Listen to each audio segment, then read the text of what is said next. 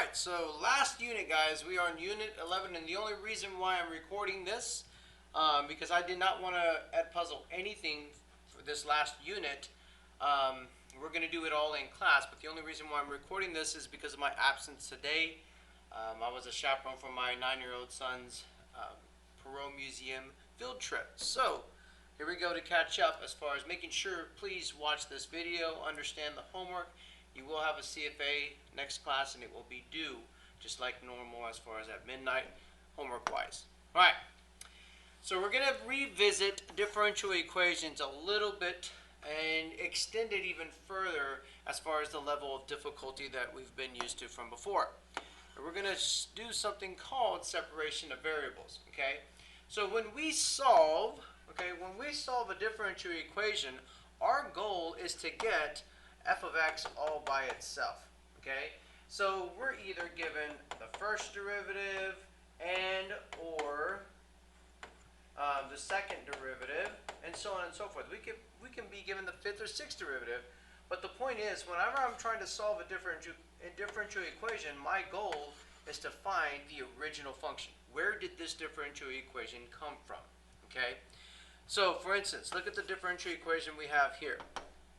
In the differential equation, you will notice what a differential equation, the recognition of a differential equation is when you have the original function, in this case y, otherwise f of x, and the derivative, one of its derivative. Like I said, it could be the first, second, third derivative, whatever it is, it's also in the equation itself. So just recap, equations have equal signs.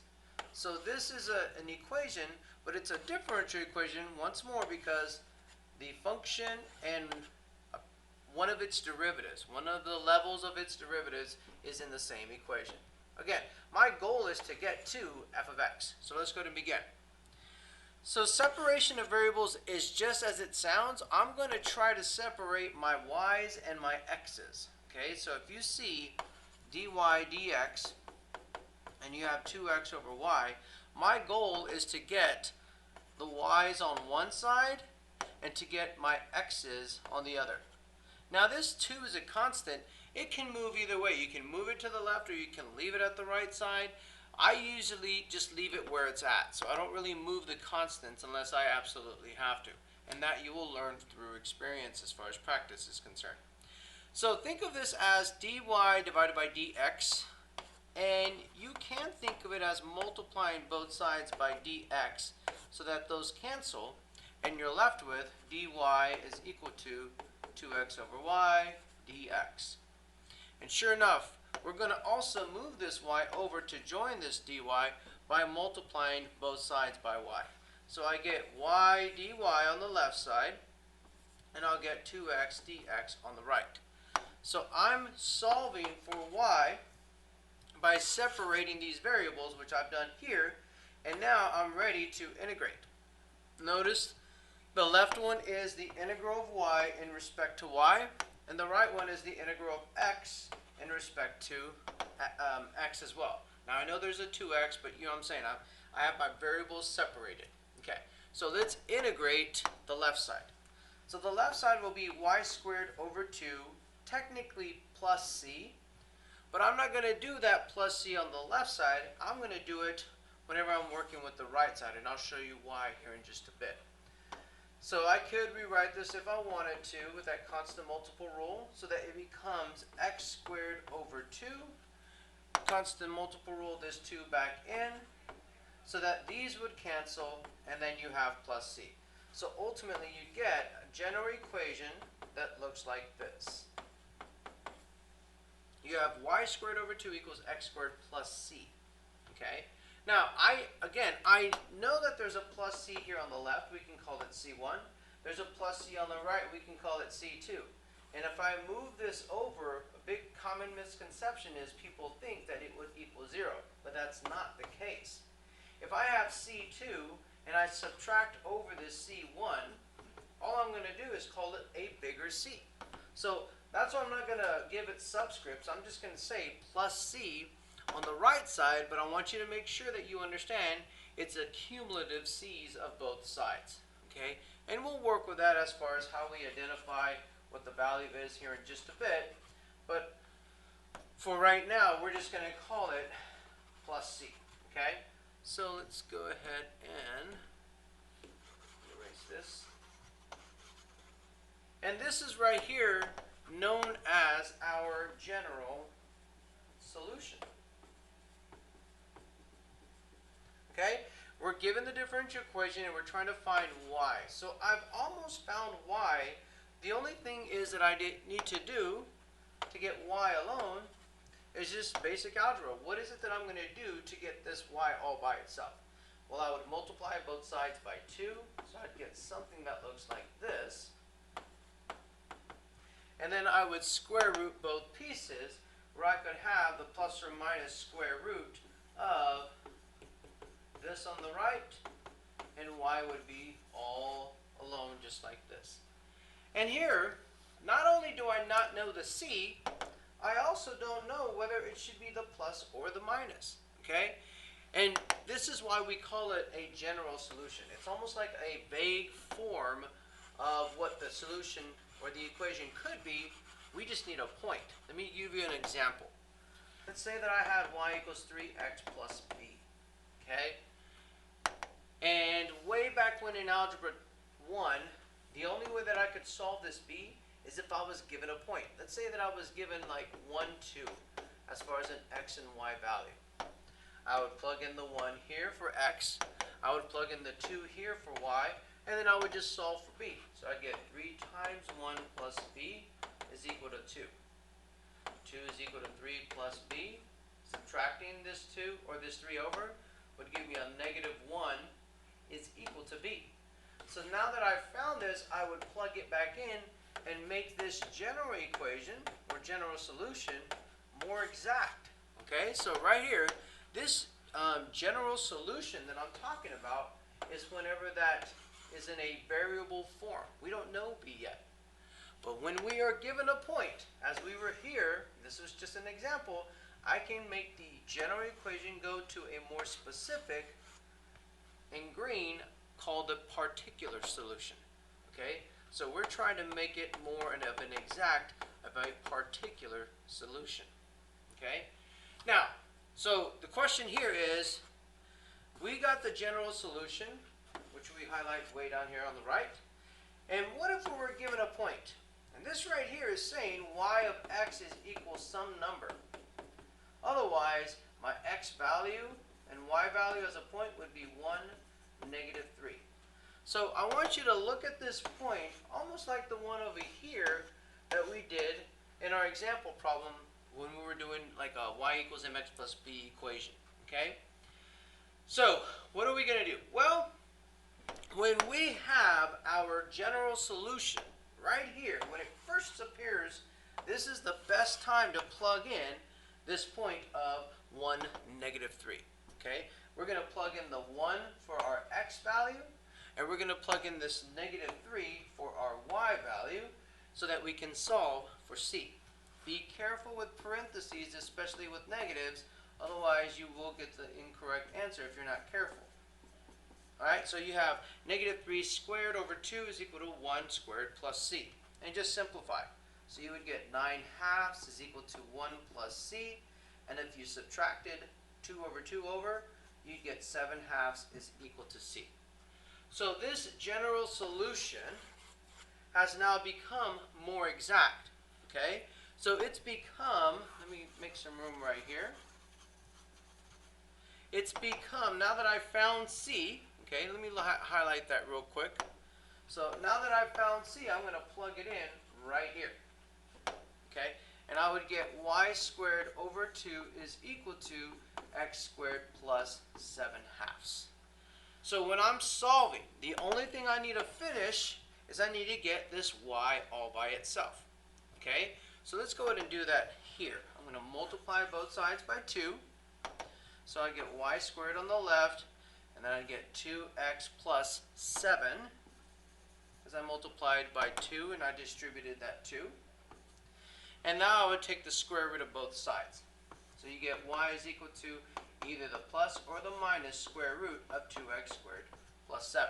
Now, You can't leave your answer almost ambiguous like this, saying that it's either one.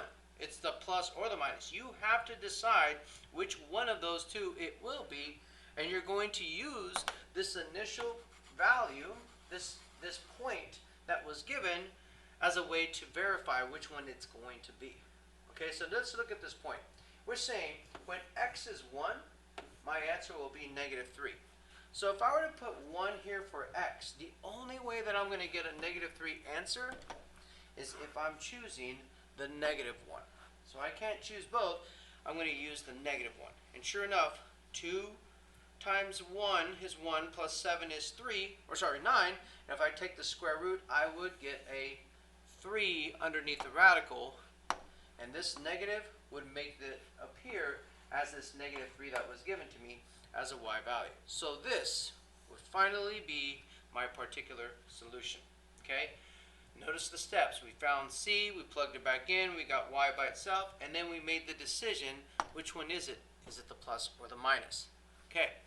So real quick, we have another equation here, and the initial condition given, otherwise the point that we are given, is 3, 4. Now, right now I'm going to model for you what this looks like on an AP exam. So it will be one of the free response questions that are 9 points each, okay? And all the work that I'm about to show you equates to about 5 to 6 points of this 9-point question. It is a lot of work. It is going to be no calculator for these kind of questions, but if you're able to show every single step and every single as far as step goes throughout the problem, you're going to be able to get these 5 to 6 points and max out this question. So it is an easy question in my opinion to get, but you have to see the method as far as how you go through this. Alright, first of all, let's make y prime dy dx. And quick recall, I'm going to separate my variables, and I'm going to choose to put the x's all on the right side, and I'm going to put my y's on the left. And the reason why that I'm going to do that is, when have you ever integrated, let's say, an x where the dx is in a denominator? See, you've never seen this. You've never seen this or the integral of x over dx. Okay? This dx here has never been in the denominator when you've integrated. It's always been basically on ground level. So to get this dx out from the denominator, we are going to separate variables by multiplying both sides by dx. Multiplying both sides by dx cancels that, and you're left with dy is equal to x squared square root of y dx. And then finally, now that you have dx on ground level, again, I want my x's all on one side, and I want my y's to be over here on the left side all by itself. So I'm going to go ahead and do the same here by dividing by the square root of y. So I have y to the -1/2 dy if I rewrite this, and I have x squared dx on the right side. And what I'm going to do is I'm going to integrate both sides. This is the first step of either 5 or 6 steps. Okay? So on the AP exam, this would be 1 point. And again, you need 5 or 6 points, so we have some more work to do. Step 2 is find the general equation or the general solution by actually integrating both sides in respect to each of their letters. Okay? So the integral of the left in respect to y would be y to the +1/2 divided by 1/2, which is the same as multiplying by the reciprocal. We know it's plus c, but I'm not going to write it down on the left side. And then it'll be x cubed over 3 plus c. This right here is the second point, and we called this the general solution. Okay, so please make sure to label this as well for me, please. I will look for that on the test at the end of this unit. Okay, so now from the general solution, we are going to go to a particular solution by using the point, otherwise 3, 4, in the general solution. So we're going to put 3 in for x. we're going to put 4 in for y, because our goal is we're trying to solve for c. Okay? So let's go ahead and plug this in. We have to show this work again in order to get these 5 to 6 points. So let's plug in 4. So you get 2 times 4 to the 1/2, otherwise the square root of 4. It's over 1, so we'll leave it like that. And then we have 3 to the 3rd over 3 plus c. Okay? So we know here the square root of 4 is 2 times 2 is 4. And then we have 27, which is 3 cubed, over 3 is 9. So that if I solve this out, I would get c is equal to -5. Okay? So the AP exam is not consistent. That's why we have to show all this work as far as what the graders are actually going to give us credit for. Okay, we remember 1 point was here. The second point came from finding the general solution. And you will either get 1 or 2 points on this third step here when we were using our point. If you get 1 point, it's going to be solving for C. If you get 2 points, it's going to be showing the work as well as solving for C. Okay? So let's get in the habit of assuming that we will get 2 points so that we can max these out. So 1, 2, 3, 4. All we need to do is find 2 more points. Okay, so step 4. Step 4 is we're going to use this C value that we just obtained, and we're going to plug it back into our general solution in order to get the particular solution. Okay, so let's go ahead and plug that back in. So we have, we'll say 2y to the 1/2 is equal to x cubed over 3 and then -5, because c was a -5. So we're adding that -5. Okay, so now that we plugged it in, 1, 2, 3, 4, 5, the last step would be get y by itself. Okay, so it's still the particular solution, but it's the one that we're looking for. This is the one that is y is by itself, so it's like f of x equals all your answer over here. Or in this case, it could be y is equal to all of your answer to the right. Okay? Now, let's go ahead and solve for y and get it alone. We're going to divide both sides by 2. So you'd have like y to the 1/2 is equal to x cubed over 6 minus 5/2, because we divided both sides by 2. And then now to get y by itself, you're simply going to get rid of this 1/2 by squaring both sides, and you can get something like y is equal to, now I'm going to get a common denominator here just so that I can get it as one huge fraction, because I want you to get in that mindset as far as how you're going to simplify this.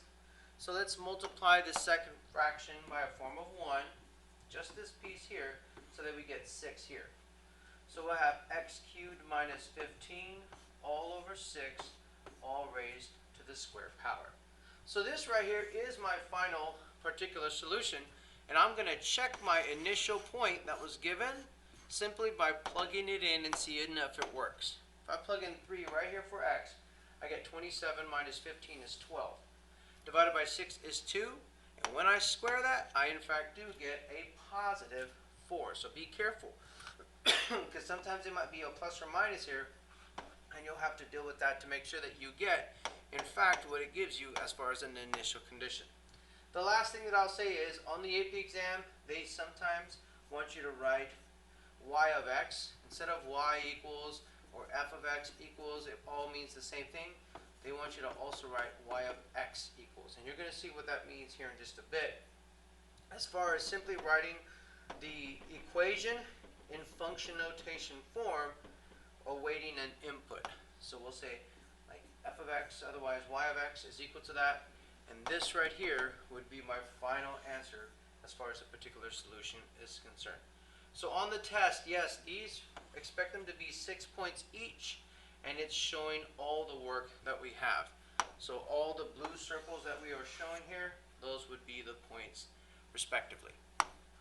Let's do another example. Okay, so I see an x on the right side, x on the bottom, and I see the y's over here in the numerator. So because I cannot have this dx in the denominator, it tells me that all my x's are going to be on the right side. Okay? All my y's are going to be on the left side. So if I divide my y squared over, and then I'm going to integrate both sides. Remember this constant right here, you don't have to move it. If you do, sometimes it makes the problem a little bit more difficult. So it's always best just to leave it where it's at, in my opinion. And this is step 1. That's separation of variables. Step 2 is to integrate. So let's rewrite this right here as y to the negative 2. So it's easier to integrate this, so that it becomes y to the negative 1 over the new power.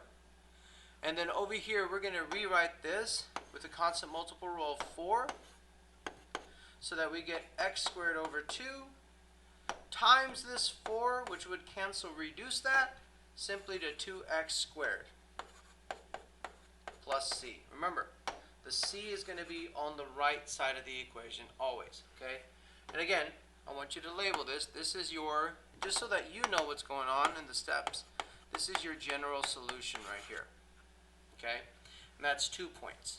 Okay, the third point is we're going to use our initial value to find c. So let's plug in 1 for x, let's plug in 3 for y, and we're going to use that to solve for c. Alright, so I'm going to rewrite this just a little bit as 1 over y, or negative 1 over y, to the positive 1, and that's just algebra 2 rules. And where we see the y, we're going to plug in this 3. And where we see the x, we're going to plug in 1, so that we have this. So that c is equal to a negative 1/3 minus 2, and if we were subtracting 2, common denominator to get a 3 would give us 6/3. So it's going to be negative 7/3 is c. Please don't let basic algebra, especially fractions, mess you up. This is a point, this is a point, this is the third, and this is the fourth point. So now we need 2 more to go. So now that we have our c, we're going to take this general solution and we're going to make it more exact by creating the particular solution. Okay? So I'm going to rewrite this as negative 1 over y, 2x squared plus c. And what we're going to do is we're going to substitute this value that we solved for right here for c, which would become a negative 7/3. Okay? So that right there is our 5th point, and our last point is getting y alone. So looking at this, since I have y here all by itself, I can flip-flop with this, and I'm saving steps. I'm basically multiplying both sides by y to cancel it, and then I'm dividing both sides by all of this. Otherwise, if you can see it early, you're just flip-flopping what I highlighted in gray. So I would get negative 1 over 2x squared minus 7/3, all is equal to y. Now the only thing that we have to do is simplify it, because we shouldn't have these fractions right here of 7/3 within a fraction. So we're going to simplify it by concentrating on the denominator. Okay? Notice what I do. My denominator right now is 1, so I'm going to multiply it by a form of 1 to get a common denominator. So I have negative 1 over, it'll be 6x squared minus 7 all over 3 is equal to y. And negative 1 divided by this fraction is the same as multiplying by the reciprocal. So it's like negative 1 times the reciprocal of 3 over 6x squared minus 7. So that y is equal to negative 3 all over, whoops, do that a little bit better, 6x squared minus 7. And yes, you can put y of x if you want, because now that you have it all by itself, just please don't interpret that this is y times x. It's y of x. Okay? And yes, if you wanted to leave it as y, that is still acceptable as well. The last thing we just have to do, because this would be a point, let me highlight this in blue, is we just have to make sure we test our given point and that it works. So here we go. Plugging in 1 for x would give us a negative 1 on the bottom, and a negative 3 divided by a negative 1 would in fact give us the positive 3y value that the point says that we should be ending up with. So this would be our final answer. Okay, now we're going to look at directly proportional, inversely proportional, because we have to learn how to read problems so that we'll be able to write them out. So basically what I'm saying is you're not always going to be given something like this. From words, you're going to have to create this right here and then go through all these steps to get the 5 to 6 points. So let's do a little recap. So y is directly proportional to t. So when you see directly proportional, you're going to multiply. If you don't see the word directly in front of proportional, you're going to assume directly, okay? It's understood to mean directly proportional, and you will still multiply. Now, if you see the word inversely in front of the proportional, you're going to divide. And last but not least, if you see something that looks like jointly proportional, that means you're going to multiply both pieces. Jointly means that there's more than one piece, and proportional by default is multiplication, so you're going to be multiplying the pieces basically like this. Okay? So when we're looking at this, let's say that I put y varies directly with x. The way I would want you to write it is y, and when you see the word varies, this was like in 7th grade or whenever we did it in the past, we would write equals k, because this k was this proportionality constant that we learned that we would solve for. It almost felt like solving for k was the same as almost solving for something like b. We needed a point in order to solve for it, but then we would make this more exact into that particular solution or equation that we could get other answers from. Okay? Directly means to multiply, and then finally with x, you would just put x here. So here we go. I'll go ahead and read it out. Y varies directly with x. Okay? So I color coordinated it and also highlighted it so that you could see how we're going to create the next couple of problems here in just a bit. For instance, a certain population P, okay, here's a little extension, increases at a rate. So right here, this is saying the derivative. This is saying slope. Otherwise, in respect to time, we're going back to related rates. Okay, and it's not going to be as difficult this time around as it was the first time. We're going to simply look at P and create this increase at a rate. First of all, this increase says it's going to be a positive, and it will be a positive dp dt. Okay, because why? It is a rate in respect to time. Okay, and all of those were dt's, like dx dt, dv dt if we're looking at volume, and all those things that we did with cones and troughs and different things way back when in Unit 5. Okay, so dp dt, okay, the next word that you see is proportional. There's no directly or there's no inversely right in front of it, so we know by default it's going to be multiplication. And it's going to be with time. Okay, to time is what it's saying. So if it's with time, it's going to multiply with time. And the question is, what is going to multiply with time? Well, just like I did on this last slide, this proportionality constant here, that's what we're looking at as far as creating the k, and this would be the equation that we would create from looking at, from reading this question A. So here we go. Let's do question B. Certain population P.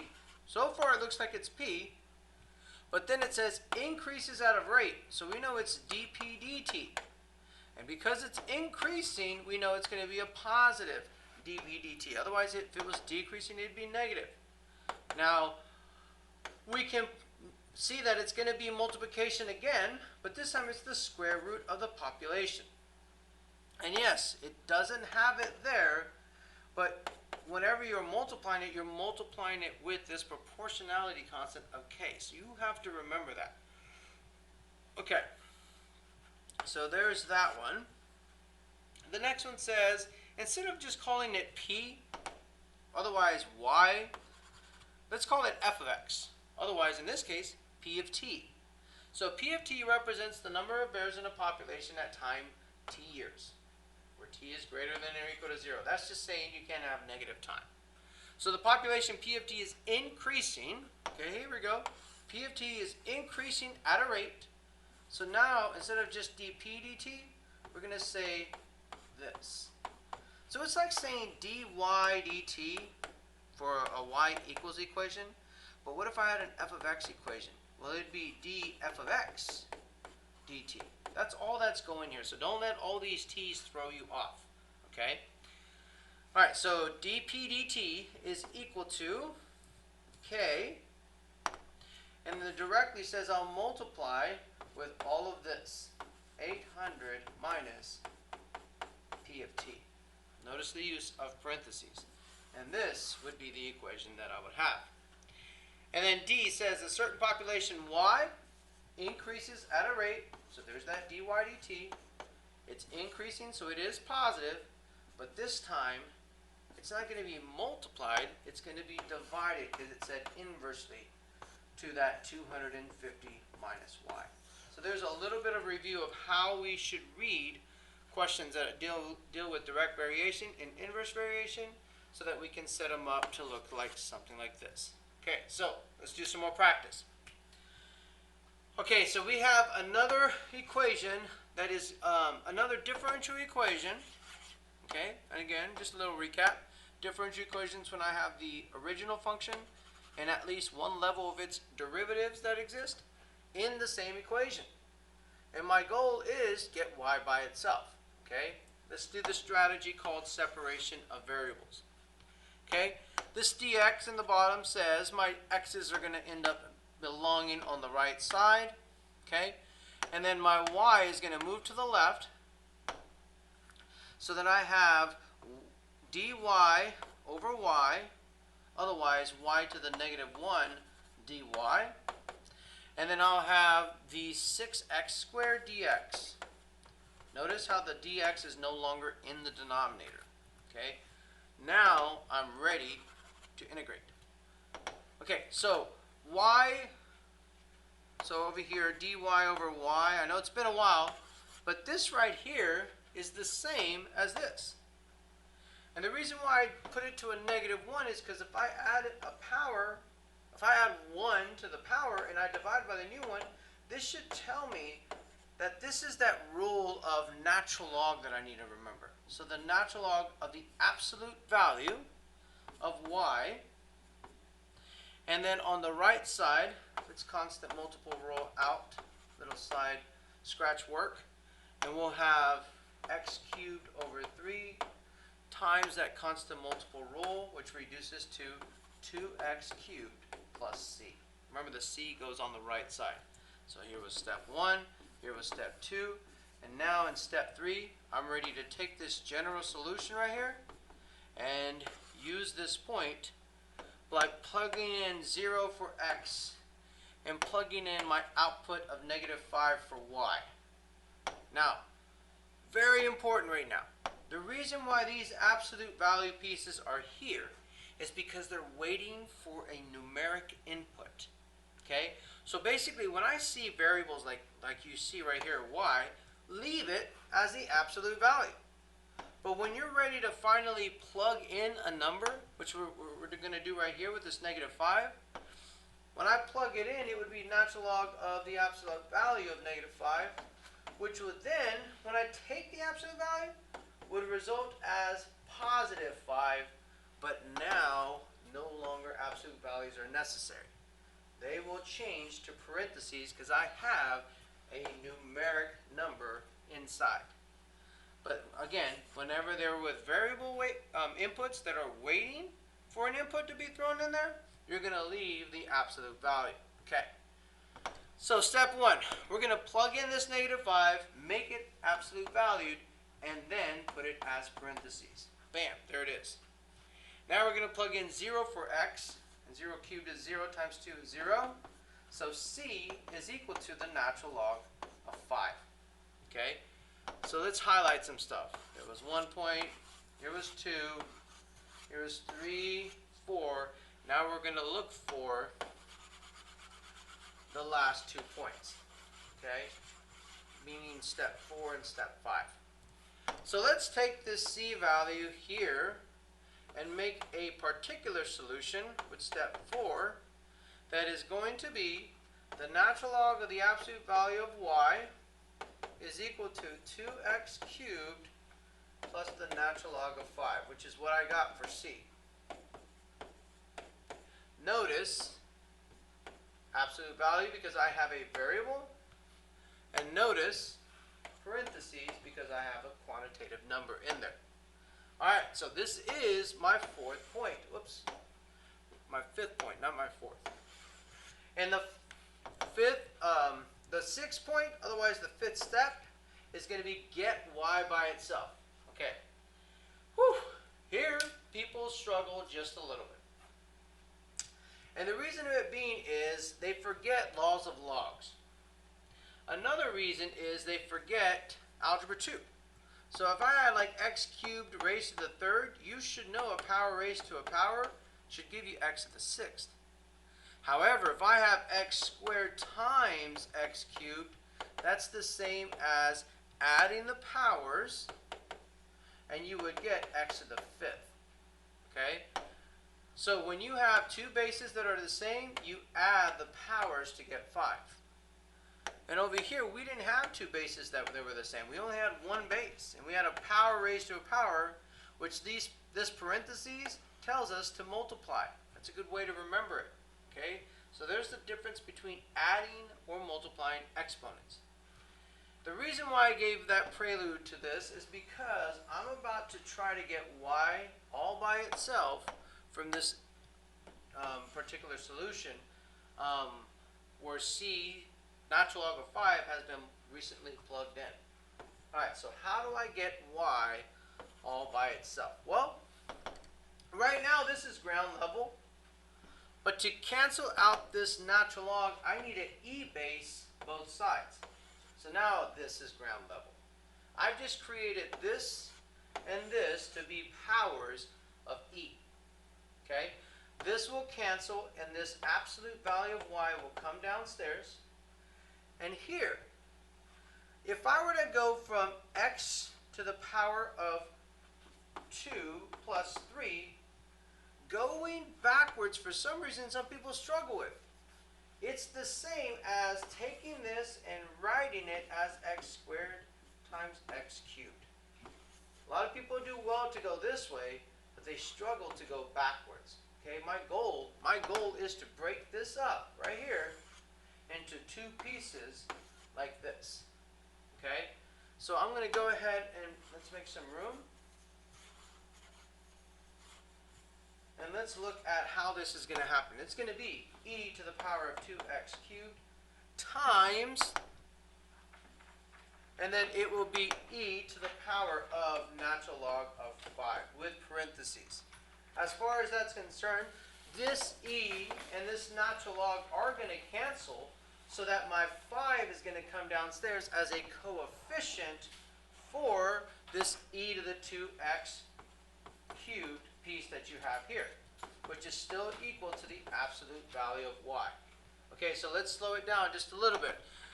This was addition of powers, just like I saw here, and I'm stepping backwards to write two different pieces glued together through multiplication, because I can cancel e and natural log, making this 5 come downstairs as my coefficient, and right here it should look almost like PERT. So this has been it's been a while since we've done something that looks like this, but P, this is like from algebra 2, is my constant in front of my base of E. Okay, it's your initial value as it was referred to back in algebra 2. Alright, the last step If I were to give you an example that said x squared is equal to 81, hopefully your answer would be x is plus or minus 9. If I were to give you an example that said x, the absolute value of x is 81, hopefully you would remember that x is equal to plus or minus 81. Okay, so this could be a plus or minus, because when you take the absolute value, you would still get 81. That's almost the same here as plus or minus, but you're taking the square to get that negative 9 times negative 9 is positive 81, or positive 9 times a positive 9 is a positive 81. So my point to that is this will either be a plus or a minus 5e to the 2x cubed. And that cubed only goes with the x. It doesn't go with the 2. So it's like 2 times x. Not like this. It's not like this, because that would be 8x cubed. It's like this. Okay, but we don't need the parentheses like that. We could write it out just as you see it. Just understand that this one is not the one that's interpreted. It's that one that remains right there. Alright, so now we just have to make our decision. Is it the positive one or is it the negative one? Well, the way we check it is we're going to plug in 0 for x, which e to the power of 0 is 1. And when I multiply it with either a positive or a negative 5, it's going to give me an answer of negative 5 out here. And the only way that'll work is if you chose that negative right there. So this will go away. This would be my final solution. And this is our sixth and final point. Okay, so we have 1, 2, 3, 4. Then we had this. I know I undid it, but 5. And this last one would be 6.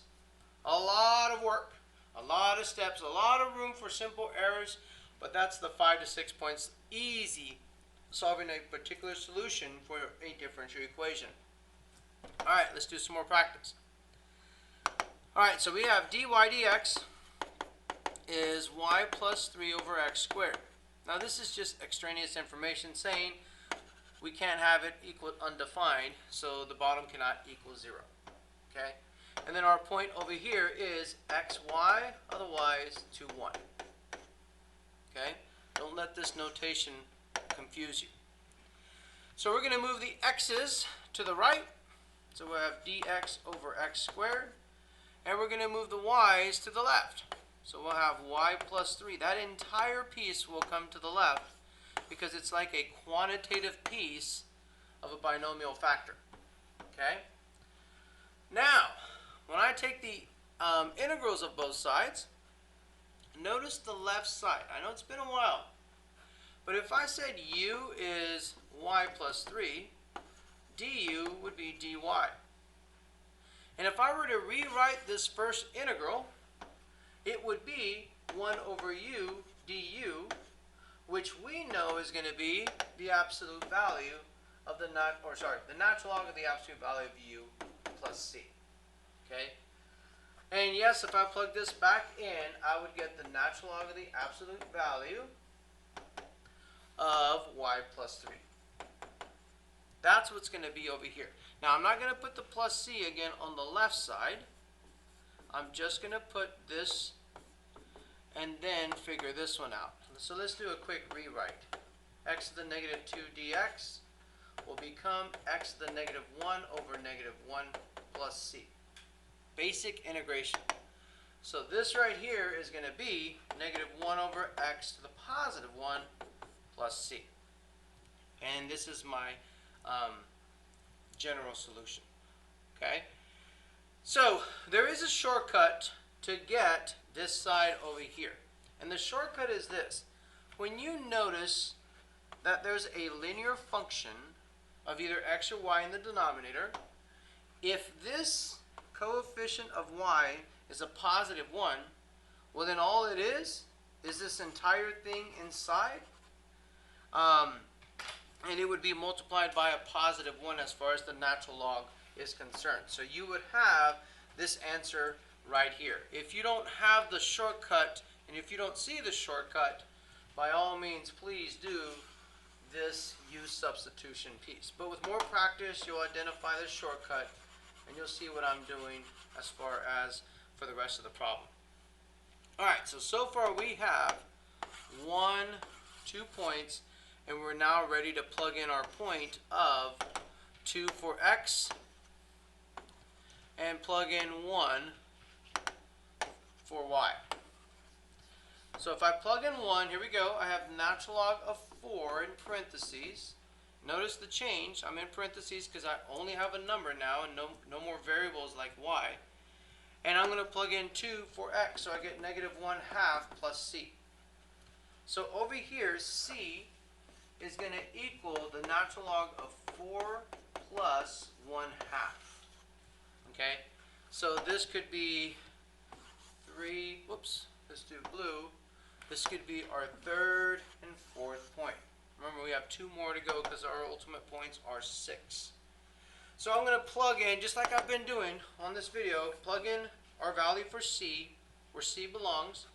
So we have natural log of absolute value of y plus 3. Notice how I went back to the absolute value? Because I now went back to the variable. And then it's going to be plus all of this c, which is natural log of 4 plus 1/2. Okay? Alright, so now let's look at solving for y and getting it all by itself. Okay? So just real quick, this is the general solution, so we don't get mixed up. This is the particular solution.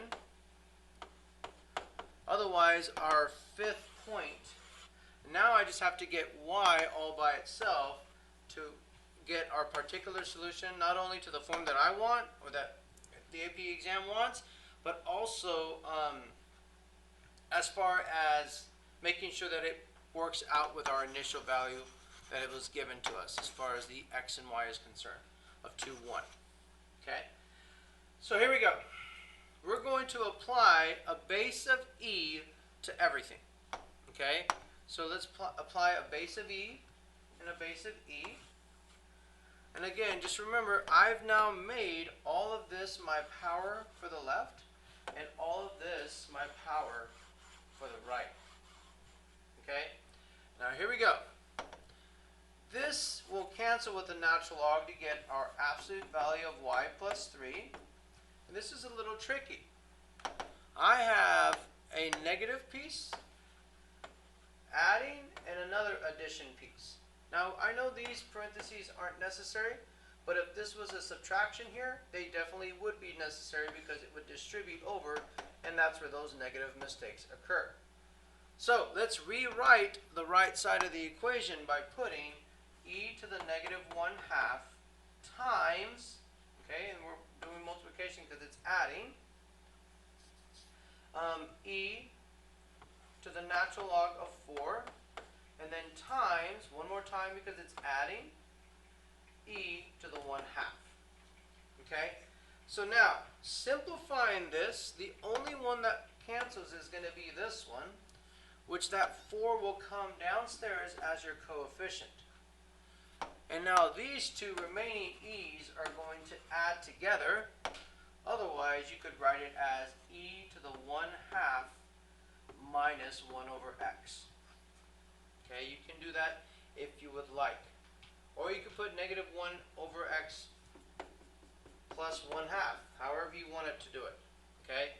And then this is going to equal the y plus 3. All we've done is algebra manipulation and also laws of logs manipulation. Not algebra 1, sorry, algebra 2 manipulation with the laws of logs. The last thing I have to do is determine, to take away the absolute value, this is going to be a plus or minus, and then we're going to subtract the 3 over. Okay, so we're going to do a plus or minus, and then subtract the 3 over and check our answer. So let's take that away. It will either be the plus or minus, and then we're going to subtract 3 from everything. So let's see which one works.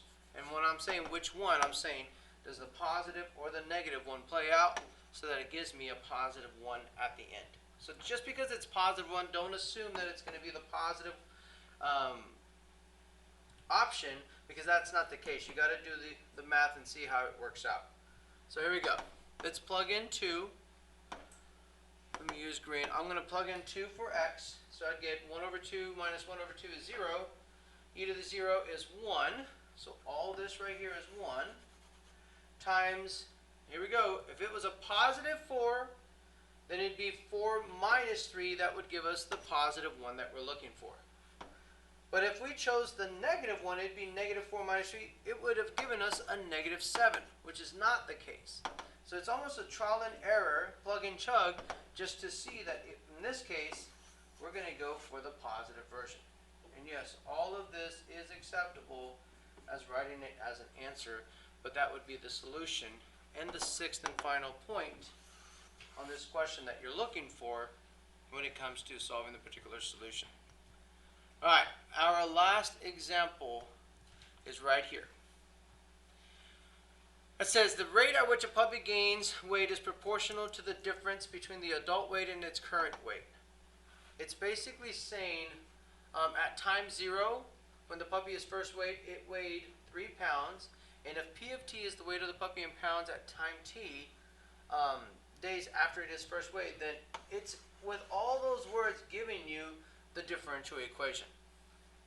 Okay, so it's giving you the differential equation. This is not the case all the time. I would say 8 out of 10 times they actually, after giving you all these words, and we learn how to write equations from these words, 8 out of 10 times they'll give you the equation anyway. Okay, but you will be tested at the end of this unit on something that doesn't give you it. You have to build it from the words that you are reading. And then we're going to use our initial condition, our initial value, otherwise our point of 0, 3. Okay? So use separation of variables to find P of t, and then write the initial condition, or sorry, the solution to the differential equation using this initial point of 0, 3. Alright, so here we go. We have dp over dt. We have 1/5 75 minus p. Now I know I'm going to look for P of t, but if you want to use p the entire time and at the very end put P of t, that is totally acceptable, and it's a lot easier to keep track of your variables and mistakes. Alright, so I see this dt is on the bottom, so I'm going to move it to the right and integrate it. And I'm going to move this entire piece here to the left because I'm trying to get my variables separated. Remember, the entire piece has to go with it so that you have 1 over 75 minus p dp. Okay? And we're going to put it like this. Alright, so now I'm ready to integrate. And that shortcut that I showed you from before, you should notice that this is going to be a natural log of the absolute value piece here, and you can do u substitution or just see the shortcut. The shortcut is, it's going to be the natural log of the absolute value of whatever you see here in the denominator, which is 75 minus p. And because the coefficient of p is a -1, we just have to remember to multiply by a -1, and that's the shortcut instead of doing u substitution. Okay? And on the right side, we just simply have 1/5 t plus c. So here we go. 1 point for separation of variables, 2 points for finding the general solution, and now we're going to use our point of 0, 3 in our general solution to find c. So 0 is t, our input variable. 3 is the p, our output variable. And our goal is to find this c value right here. Alright, so let's plug this in. So we get 0 plus c. 75 minus 3 is 72, which now it is a number.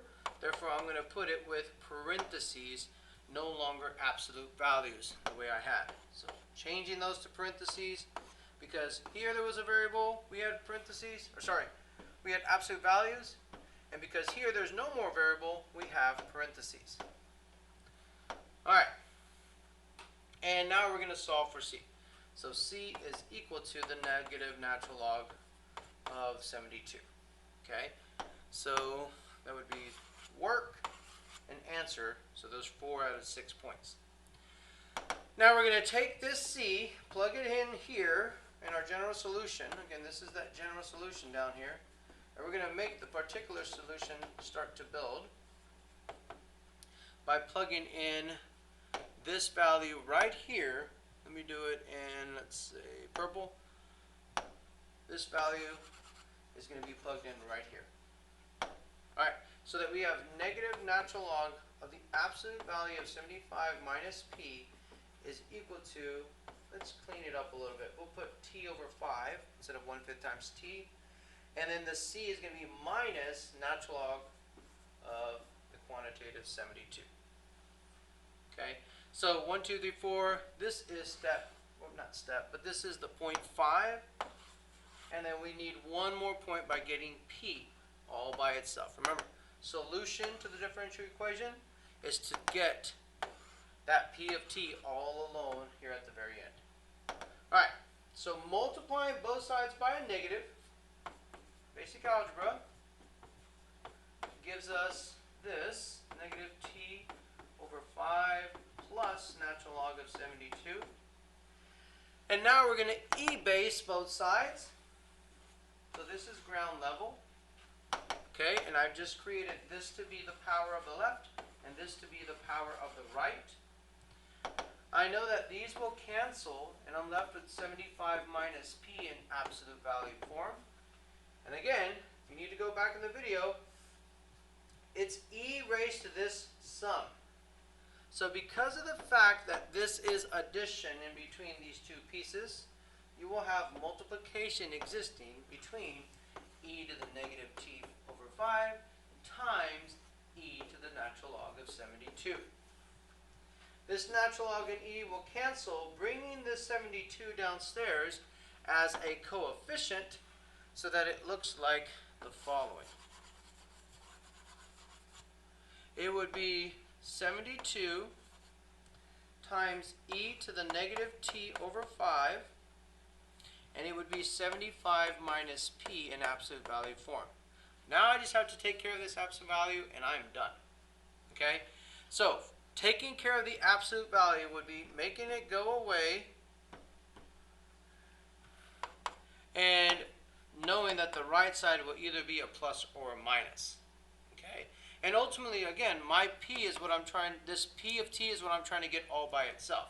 So we have to choose wisely. Alright, so let's assume that we have it as the positive form first. So that if I add p to the right side, and I subtract the 70, all of this over to the left side, it would look something like this. 75, and then subtracting, because we moved it to the left side, the 72e to the negative t over 5. Now, if it doesn't work, then we chose wrongly as far as the plus or minus, and it should have been the minus, so that when we move it over, it would be adding it here. And the way we're going to see how, if we chose wisely, is simply to plug it in and see what we get. Okay, so let's plug in our point. We're going to plug in 0 for x right here, or in this case t. Negative 0 divided by 5 is 0. E to the 0 is 1. 1 times 72 is 72. And sure enough, 75 minus 72 would result in the y value of 3. So we have chosen correctly, and this would work with our initial condition. So now I'm just going to put it as f of x, otherwise p of t, and this would be our sixth and final piece as far as point-wise is concerned on the AP exam, to get all the credit that we can on this separation of variables function.